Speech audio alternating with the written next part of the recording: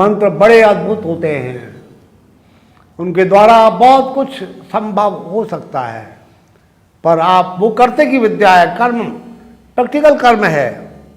मंत्र तो सब कुछ हैं, वो तो एक वैज्ञानिक ढंग से बनाए गए हैं। मैंने बताया था कि महर्षि भृगु के द्वारा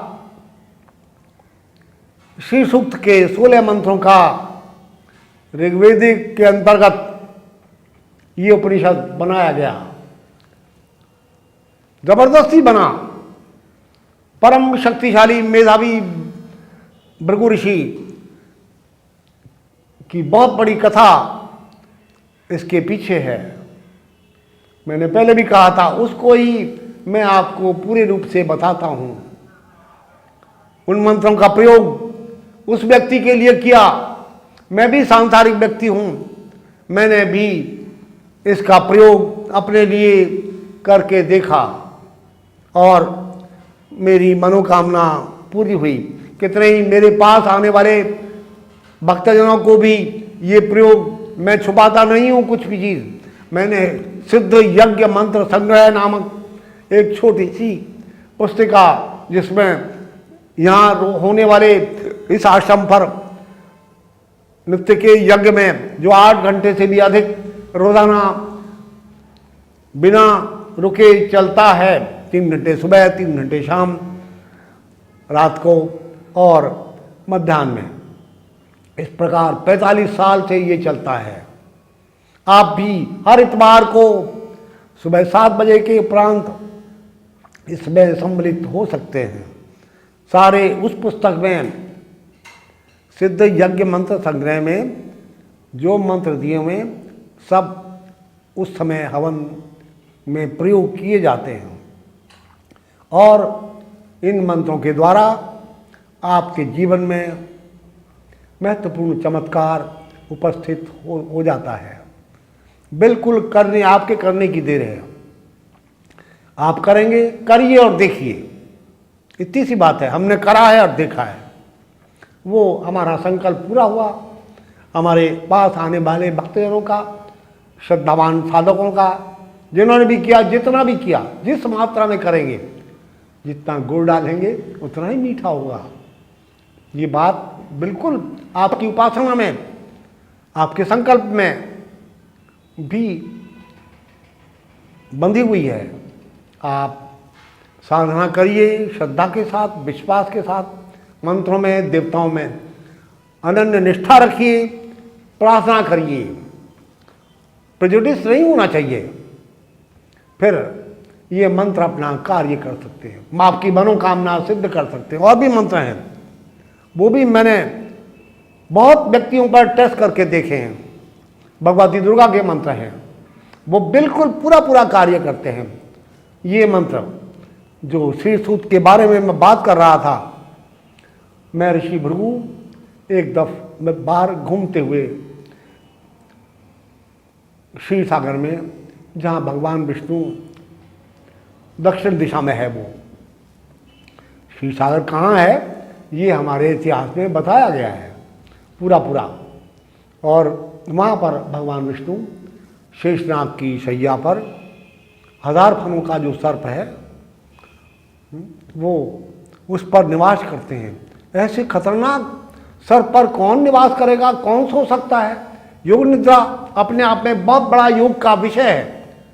केवल दूसरे देवता लोग योग निद्रा में नहीं जाते, केवल भगवान विष्णु ही योग निद्रा में, जिन्हें कोई भय नहीं है उस सर्प का।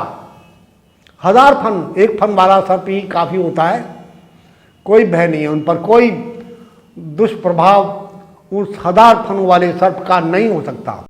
वो फिर भी निर्द्वंद होकर योग निद्रा की स्थिति में उस सर्प, भगवती महालक्ष्मी जी संसार की सर्वोपरि निधि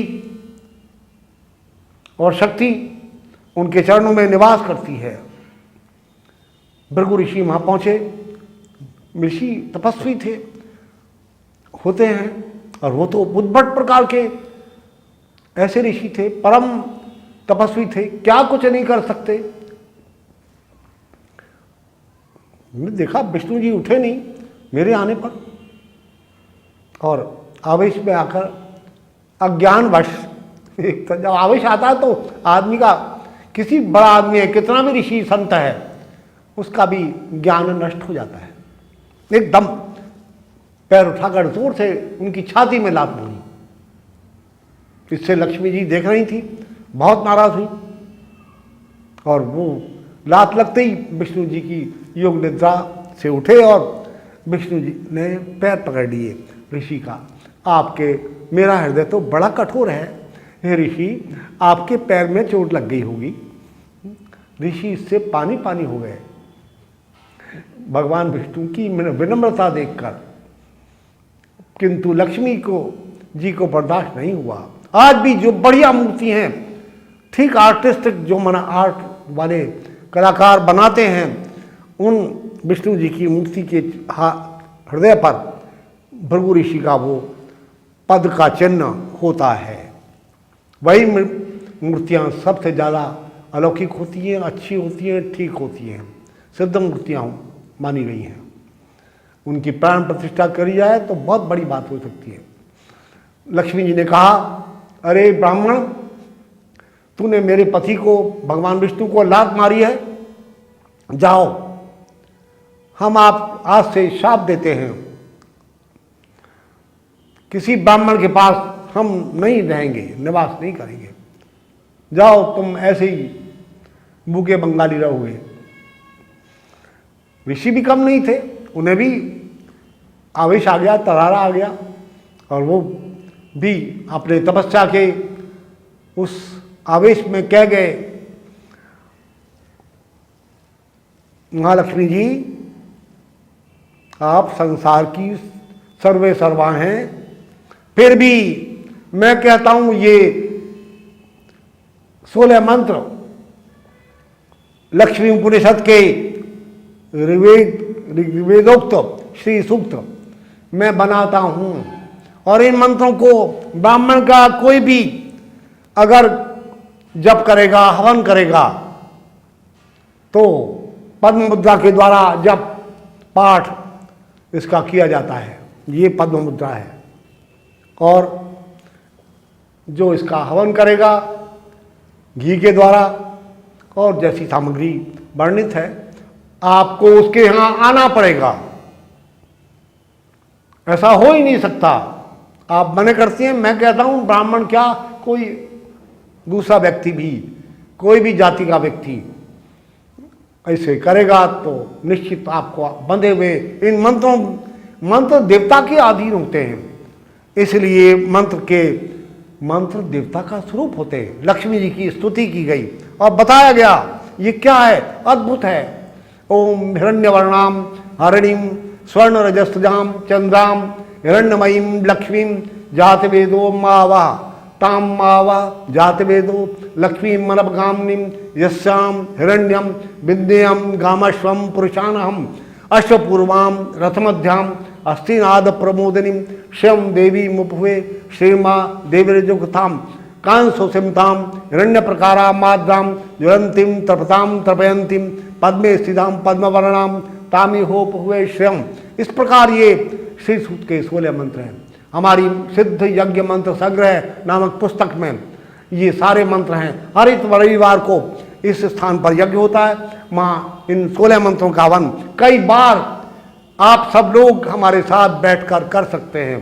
जो आने वाले लोग हैं वो करते हैं, लगातार चलता है। ये स्थान विवेकानंद योगाश्रम अस्पताल, Patparganj road, near Khureji village, Khureji petrol pump, Jamuna पार में लक्ष्मी नगर से जरा सा सन्निकट है। आप कभी भी आकर हर रविवार को प्रातःकाल 7 बजे से 9 बजे तक इसमें सम्मिलित हो सकते हैं। आपका कल्याण होगा। ये मंत्र करिए और देखिए, आपके जीवन में चमत्कार हो जाएगा। मैंने तो एक बार नहीं अनेकों बार अपने ऊपर, अपने दूसरे भक्तगणों के, आने वाले व्यक्तियों के को बताया और उन्होंने करा और मुझे बताया कि ये बिल्कुल ठीक है। सिद्ध शक्तिशाली जागृत मंत्र हैं। मंत्र जागृत करना एक आवश्यक बात है, वो आपके मनोबल के द्वारा, मुद्राओं के द्वारा, और इस मंत्र में लक्ष्मी जी कमल के फूलों से, हवन से बड़ी बड़ी प्रसन्न होती हैं।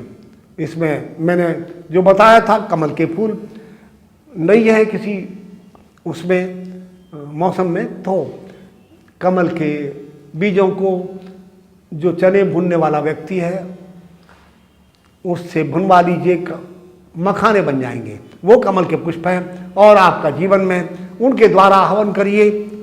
इस प्रकार अद्भुत बातें हैं। और दूसरे मंत्र भी मनोकामना सिद्धि के हैं, जैसे भगवती का मंत्र, आपको बच्चा नहीं है, लड़कियां ही लड़कियां हो रही हैं, मैंने ऐसे प्रयोग करके देखे, उन आदमियों के पते बता सकता हूं, करिए और देखिए।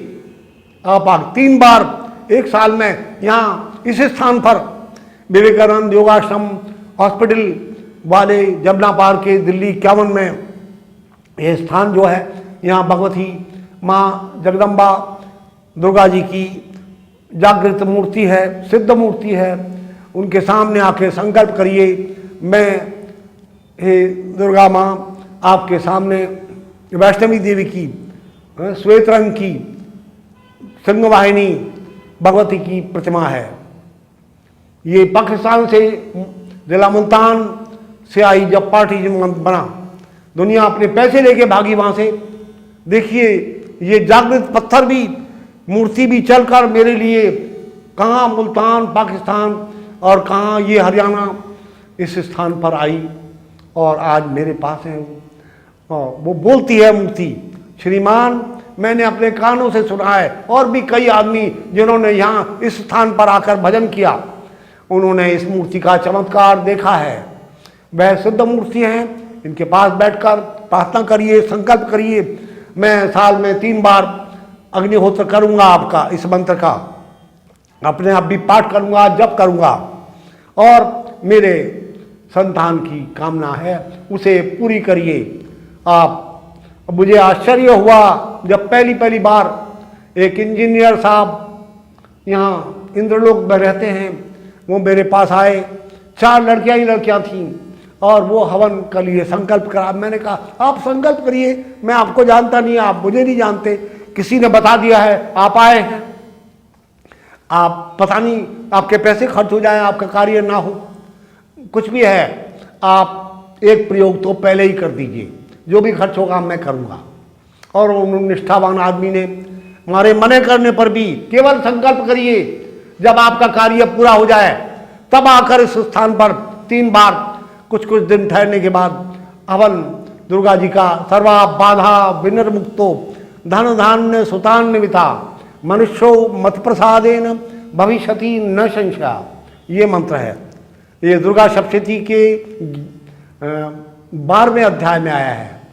श्रीमान इस मंत्र को आप दोबारा सुन लीजिए, सर्वा बाधा विनिर्मुक्तो धन धान्य सुतान्विता मनुष्यो मत प्रसादेन भविष्यति न संशय। ये मंत्र आदमी को, इस मंत्र का अर्थ है सारी बाधाओं से भगवती की कृपा से मुक्त हो जाता है व्यक्ति, साधक जो भी करता है। धन धान्य और पुत्र सुत से परिपूर्ण होता है। इस प्रकार इस मंत्र का अर्थ है। जो व्यक्ति अनन्य श्रद्धा के द्वारा इस मंत्र को हवन जप आदि करते हैं निष्ठापूर्वक, इसमें संशय नहीं, न संशय, उनका कार्य संकल्प अवश्य पूरा होता है। ये भगवती दुर्गा जी ने, जगदम्बा ने अपने श्रीमुख से 12वें अध्याय दुर्गा सप्तशती के अंदर कहा है। आप, ये उनका प्रसाद है, आप करिए तो सही। देवता कब आते हैं, कैसे आते हैं, कुछ ऋषि मुनियों ने दिव्य औषधियों का भी ऐसा खोज की है। गूगल नाम की एक दवा, एक गोंद होता है जो पहाड़ों में जहाँ बर्फ नहीं गिरती है, और अरावली में दिल्ली से लेकर सोना, अलवर, जयपुर, राजस्थान, अजमेर, वहाँ तक और आगे तक चला गया है ये पर्वत। इसमें ये पेड़ मैंने देखा है होता है। उस पेड़ से मैं गूगल अपने आप तोड़ कर लाया हूँ। बड़ी दिव्य सुगंध होती है। ये जो जलाई जाती है सुगंध गूगल, तो देवता अपने आप आ जाते हैं, ऐसी दिव्य सुगंध है। तो देवताओं को बुलाने के लिए गूगल का प्रयोग करिए और अपने निवास स्थान पर रोज जलाया करिए। फ्रांस के डॉक्टर एल्बर्ट ने रिसर्च किया इस गूगल पर। यह अद्भुत बात है। 1 इंच स्क्वायर गूगल को इतनी सी डली जलाने से आग पर टीबी के 6 अरब कीटाणु समाप्त हो जाते हैं। ऐसा अद्भुत इसका धूम्र है। मतलब सारे कुर्रे हवाई एटमॉस्फेयर वातावरण को शुद्ध करने की सबसे बड़ी औषधि कोई हो सकती है तो गूगल। और भी अद्वितीय प्रकार की औषधियां हैं। तो जब ये गोरी चमड़ी वाला वो व्यक्ति, फ्रांस का वैज्ञानिक इस पर भारतीय जड़ी बूटी पर, चमत्कारी जड़ी बूटी पर रिसर्च करके ये बता रहा है, तब तो आप मान जाएंगे। आज तो रिसर्च हो रहा है लगातार तुलसी पर, नीम पर, मयूरपंख पर और कितनी अजीब अजीब बातों क्या बताया जाए दिव्य औषधियों के संबंध में। अगर सामग्री में बाल आ गया तो देवता भाग जाते हैं। आपके सिर का बाल गिर गया, इसलिए जुड़ा बांधकर ठीक व्यवस्थित नहीं आना चाहिए बाल। जहाँ तक पूरा सावधान रहिए। आज सामग्री बाजार से लाते हैं हम, बुरी तरह से बनाई जाती है। तो इसलिए मैंने तो बाजार से सामग्री मंगाना ही बंद कर दिया। पहले हम बाजार से मंगाते थे। एक दिन सामग्री में हाथ में बाजार से आई और उसमें बीड़ी का टुकड़ा आ गया, मिर्च का टुकड़ा आ गया, लाल मिर्च। अरे बाबा, ये दुकान का कूड़ा इकट्ठा करके मजदूर बनाते हैं, बीड़ी पीला होगा, और वो टुकड़ा फेंक दिया। वो लाला जी तो देखते नहीं है, बिजनेस की बात है। आज सब चीज़ों में बिजनेस आ गया, ये बात ठीक नहीं है। पंडित वाले कार्यों में बिजनेस आ गया है। मैं सभी विद्वानों से निवेदन करता हूँ कि आप इस बात को बिजनेस में ना लाइए। ये मंत्र श्रद्धा का विषय है, आत्मा का विषय है, मन का विषय है और ये आध्यात्मिक विषय है। इन सबको ऐसा मत होने दीजिए, इसमें गलत बातें नहीं लाइए, नहीं तो इनका प्रभाव नष्ट हो जाता है। वहाँ कोई प्रभाव नहीं दिखाते मंत्र। इसलिए सावधान होइए। अपनी पुत्र कामना के लिए और भी मनोकामना, धन धान्य की उन्नति के लिए ये मंत्र जो अभी बताया, दुर्गा सप्तशती के 12वें अध्याय में आया मंत्र, इसको करिए। आपके जीवन में महत्वपूर्ण परिवर्तन हो जाएगा।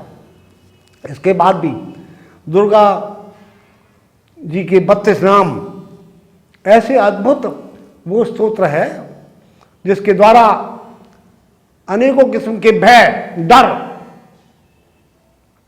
अभी हमें शत्रु मार डालेंगे, हमें जेल में बंद हो जाएंगे। जेल में गए हुए व्यक्ति को इस स्तोत्र के पाठ और हवन के द्वारा आज तक निकाला गया है।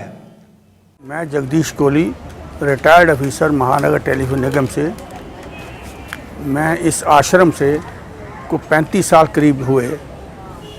जब इनकी आचार्य साहब का मुलाकात की तो उसके बाद इनकी शक्ति इतनी थी कि मैं खिंचता चला गया। आज 35 साल हो गए मुझे यहाँ इनके आश्रम में आते हुए। तो बहुत इनकी मुद्रा में, ज्ञान में इतनी रुचि है, इतनी प्रकाष्ठा है। इन्होंने इसी मुद्रा से बहुत सारे लोगों को स्वस्थ किया है। मुझे तो अगर कहीं देखा जाए, जो ये कहते हैं साधना मैंने यहाँ आचार्य साहब से सीखी है। ये एक साधना का ही फल है जो धीरे धीरे बहुत ऊपर उठा के ले जाता है। और मुझे इतना है इनके साथ श्रद्धा कि मुझे जब तक इनसे मुलाकात ना कर लूँ, मुझे अपने मन की तसल्ली नहीं होती। धन्यवाद।